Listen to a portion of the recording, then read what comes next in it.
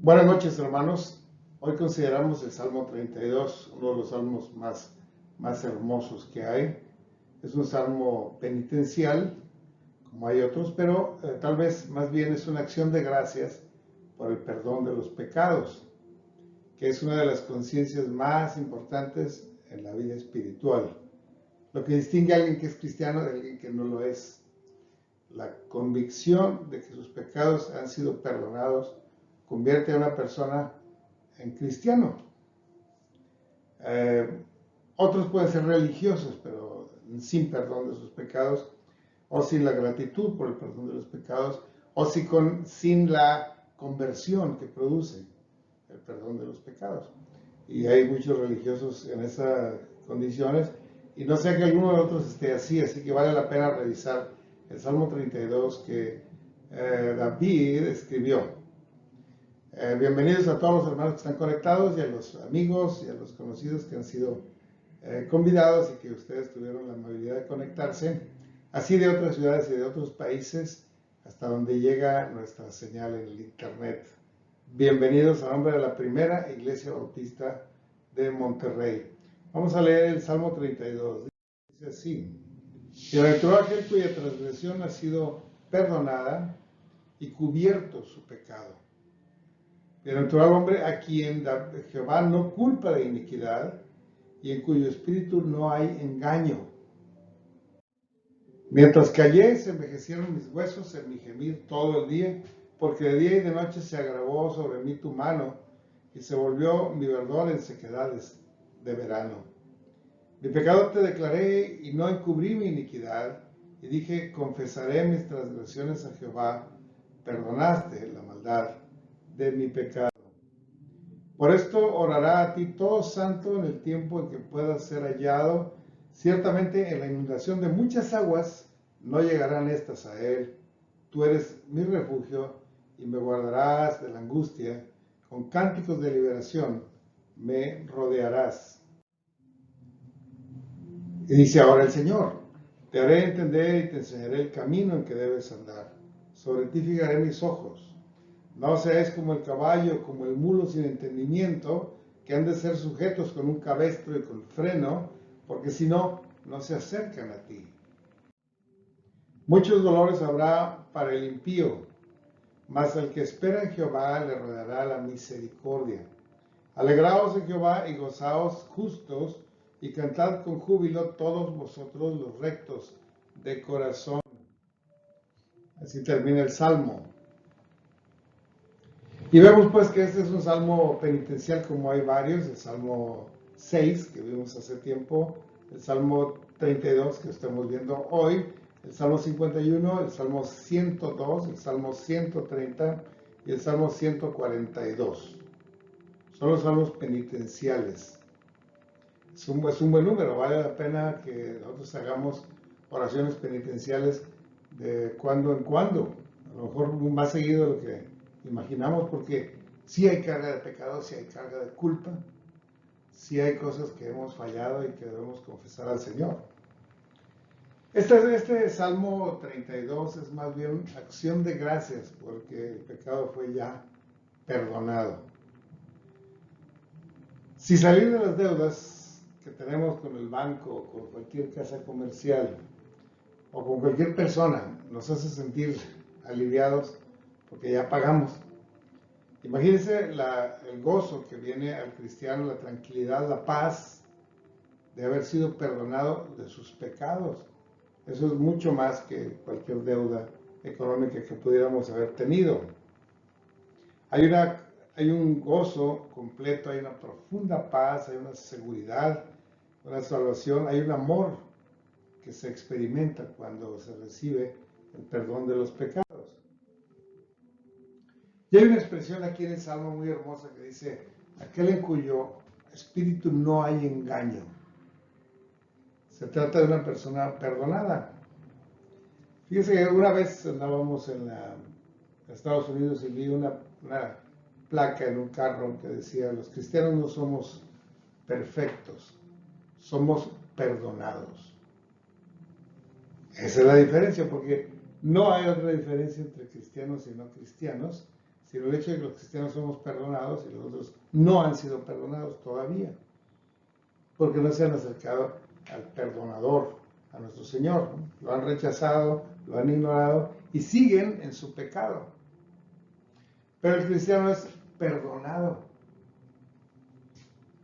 Muchas veces hemos considerado la diferencia entre un cristiano y uno que no lo es, y se parecen mucho, están igualitos. Es más, hay veces que un inconverso no creyente es más amable, más tranquilo, más bondadoso, más recto en su forma de ser, pero está perdido porque no ha sido perdonado por el Señor. Y hay otros cristianos que muy cabeza hueca, que vuelven a ser ofensivos, que no dejan de lastimar a otros, pero han sido perdonados por Cristo Jesús. Así que eso puede ocurrir, ese tipo de fenómenos puede ocurrir, ¿no? Por eso es necesario volver a estudiar el Salmo 32 y memorizarlo y meterlo en el corazón, porque la convicción de que nuestros pecados han sido perdonados ayuda mucho a la transformación de nuestra personalidad. Para ya no estar lastimando a otros, para ya no estar ofendiendo a Dios, para ya no estar dando lástimas como cristiano espiritual, como cristiano carnal, sino que de veras reflejemos la santidad del Señor, la misericordia del Señor, la gracia del Señor al haber sido perdonados.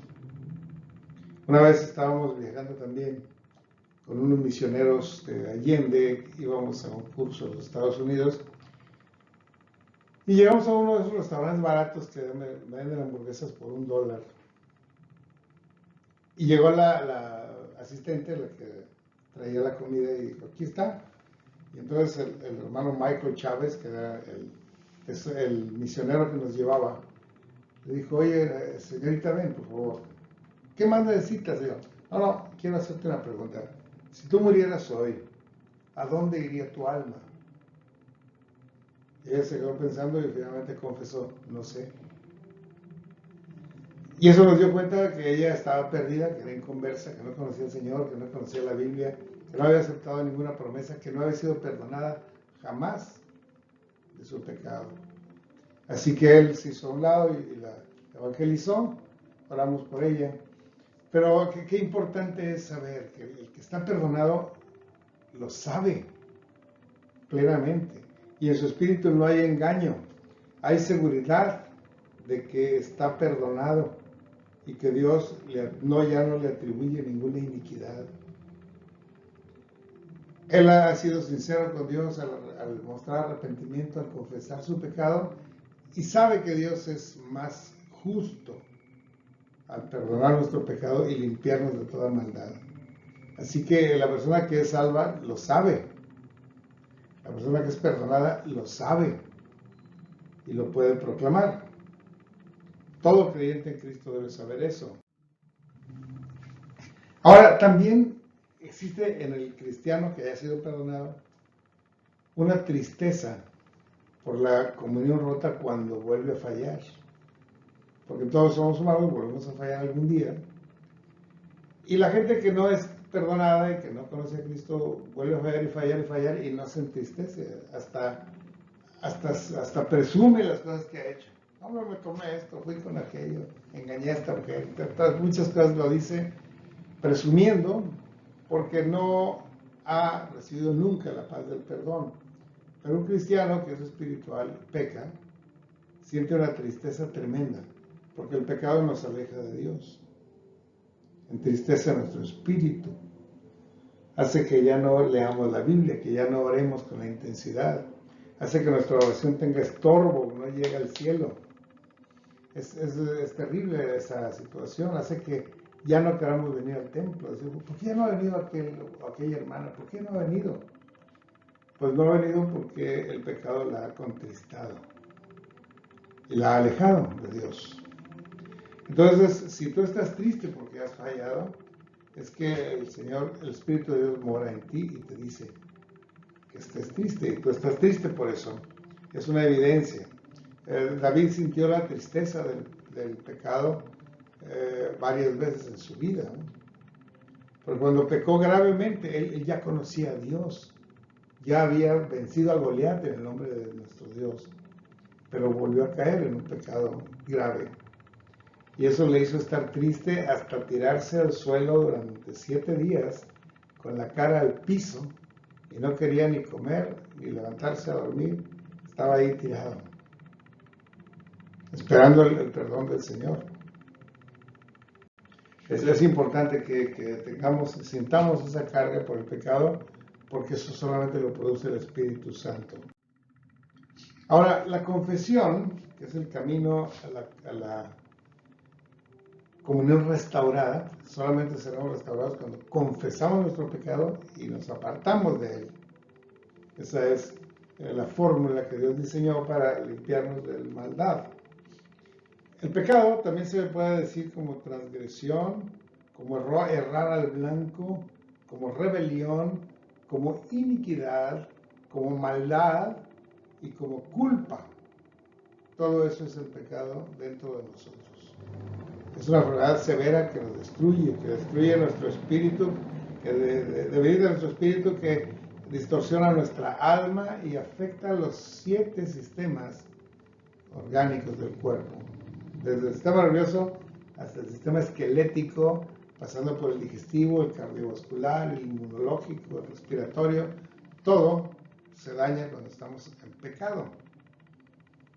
No todas las enfermedades son por causa del pecado, pero el pecado cuando mora en nosotros nos enferma de muchas maneras.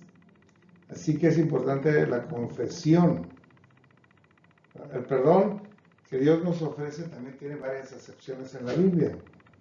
Desde perdonado, quiere decir sin castigo, no te vamos a castigar. Cubierto nuestro pecado cuando ha sido pagado ya, lo que debíamos ha sido pagado. Y cuando no se nos atribuye ninguna iniquidad. Entonces, tú eres justificado, tú no eres más un perverso ni un perdido. Esa sensación es la que hace que nuestra alma crezca mucho cuando hemos sido perdonados. Y si no hemos sido perdonados, no podemos creer en el perdón de Dios y no podemos perdonar a otros tampoco. Es tan importante entender que necesitamos ser perdonados y luego saber que hemos sido perdonados para poder perdonar a otros, para poder traer a otros a Cristo Jesús para que sean perdonados. Todo esto es una unidad, es la vida espiritual hecha, realmente hecha.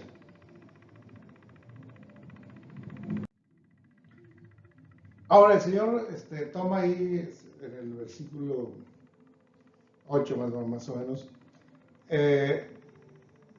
la conversación y empieza a hablar Dios al salmista. El salmista empezó a hablar los primeros versículos, pero luego el Señor le contesta y dice, te voy a prometer que voy a dirigir todas las circunstancias de tu vida. Si nosotros confiamos en el Señor, confesamos y nos apartamos, Él puede dirigir para que no volvamos a irnos para un lado o para otro.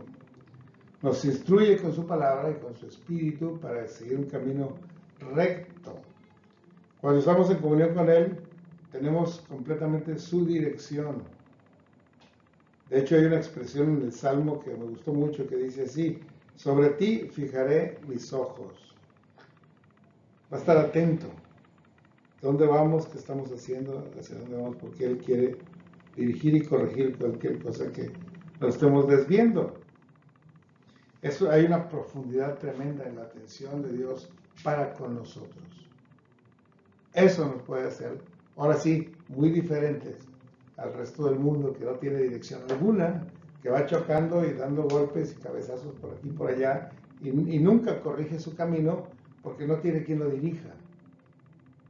Ni sus padres lo corrigen, ni la policía los puede corregir, ni el juez de barrio, ni el presidente de la República puede corregir la vida de una persona, pero sí el Señor, cuando hemos confesado nuestro pecado. Ahora, finalmente, hermanos, el gozo, que es la meta de todo hombre, todo el mundo quiere gozarse, ¿no? Aunque sea en el fútbol, aunque sea en el vicio, aunque sea en el sexo, aunque sea en alguna televisión, pero el gozo que el mundo ofrece es un gozo falso, breve y perverso. El Señor es el único que nos puede dar verdadero gozo.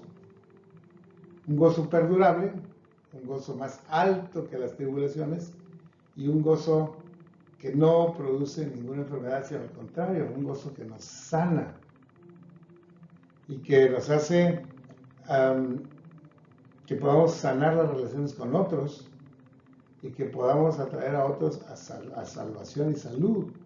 Ese es el verdadero gozo, el gozo que viene de Dios a un cristiano para que explote en amor a los unos con los otros, ¿verdad? Así que en esta forma de salmo muy hermoso, una poesía tremenda, hay un paralelismo antitético, dos pensamientos que van en sentido contrario, pero que nos ilustran la verdad. Dice, y muchos dolores habrá para el impío, el hombre sin Dios, mas al que espera en Jehová, lo rodeará la misericordia. Eso es algo glorioso. Estamos rodeados de misericordia. Así que nos da un mandamiento tremendo. Alegraos y gozaos justos, sean los perdonados. Alégrense y gócense. Es un mandamiento. No es una invitación solamente, no es un consejo sabio, es un mandamiento de Dios. Gózate, alégrate. Tenemos el privilegio de ser perdonados y nuestro deber es ahora gozarnos en ello. El verdadero gozo es deleitarse más en el Señor que en cualquier prosperidad personal o en cualquier placer que a nosotros nos gustaba. Hoy nos gozamos en la comunión con Dios. Y eso ya es una alta espiritualidad. Como el rey David se gozaba de su comunión con Dios. Y todo cristiano se goza de la comunión con Dios. Vamos a orar para encomendar nuestra vida al Señor. Señor, gracias por tu palabra, por este Salmo 32 tan profundo, tan claro en cuanto a la espiritualidad verdadera que es el haber sido perdonados por tu amor, por la sangre de Cristo Jesús y por ser depositarios del Espíritu Santo. Te ruego que bendigas a cada uno de los que está ahí conectados, que todos se acerquen a ti en confianza y en súplica, pidiendo perdón por su pecado, sabiendo que tú eres fiel y justo para perdonarnos de toda maldad. Bendice a la iglesia y a las familias de la iglesia y a los invitados de las familias de la iglesia y a todos los hermanos conectados ahora en este programa. Pues lo rogamos en el nombre de Jesús, nuestro Señor y Salvador. Amén. Dios los bendiga, hermanos. Nos veremos